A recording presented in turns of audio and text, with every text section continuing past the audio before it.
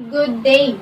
This is Naira and I'm going to discuss the Bloom's digital taxonomy. What is Bloom's taxonomy? Bloom's taxonomy is to identify and outline the cognitive domain which involves the development of intellectual skills.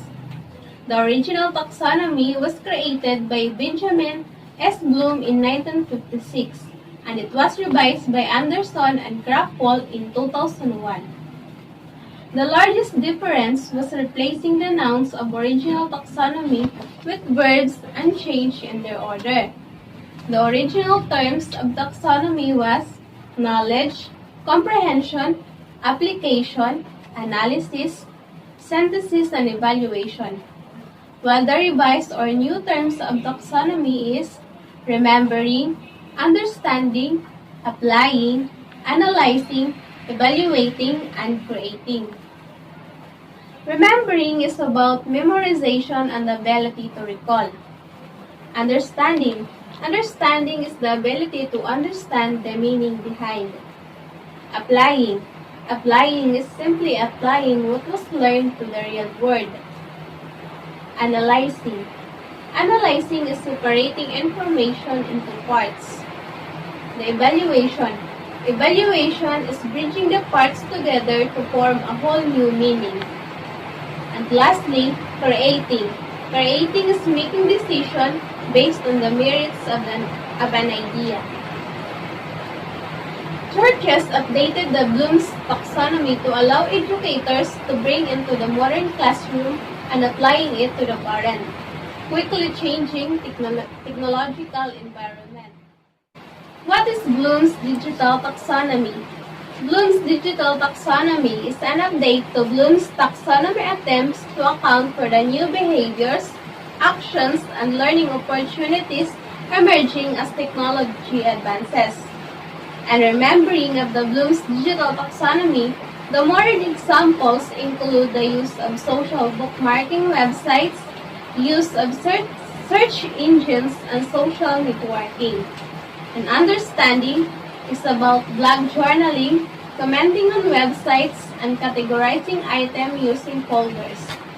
And applying is playing educational games, editing a wiki, and sharing photos to documents online. And analyzing is creating mashups and leveraging Google Docs. And evaluation is about moderating a forum, structured and recent blog responses, and software beta testing. And lastly, creating. Creating is directing or filming a video or podcast and programming software. That's for my topic. Thank you. The next topic is about a sure model of instructional design to be discussed by Melinda and Jason.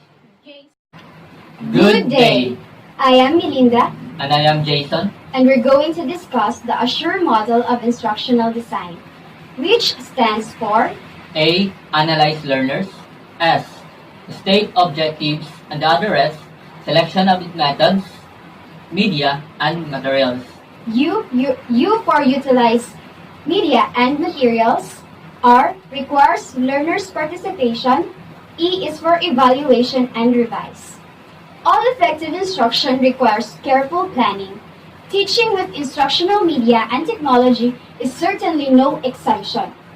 The Assure model is a procedural guide for planning and conducting instruction that incorporates media and technology. The Assure model focuses on planning surrounding the actual classroom use of media and technology. It is less ambitious than models of instruction development, which are intended to guide the entire process of designing instructional systems. Such models include the procedures of the Assure model and the processes of needs analysis, subject matter analysis, product design, prototype tryout, system implementation, and the like. The Assure model, on the other hand, is meant for the individual instructor to use when planning classroom use of media and technology. First step. Analyze learners.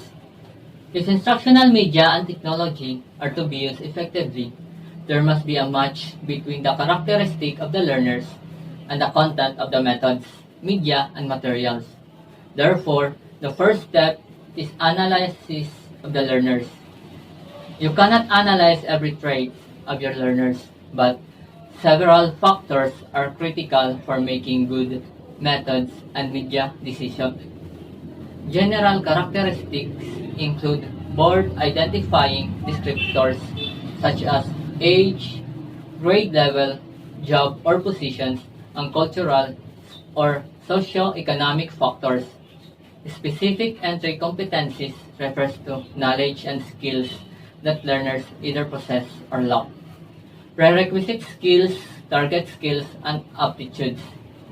Learning style refers to the spectrum of the psychological traits that affect how we perceive and respond to different stimuli, such as anxiety, aptitude, visual or auditory preference, and motivation. So that's what to do in analyzing the learners. Second step is to state the objectives. What learning outcome is each learner expected to achieve? More precisely, what new capability should learners possess at the completion of the instruction? An objective is not a statement of what the instructor plans to put into the lesson, but of what learners ought to get out of the lesson. An objective is a statement of what will be achieved, not how it will be achieved. You must know your objectives in order to make appropriate selection of methods and media.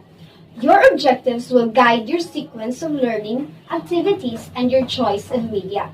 Knowing your objectives will also commit you to create a learning environment in which the objectives can be reached. Objectives also help ensure proper evaluation.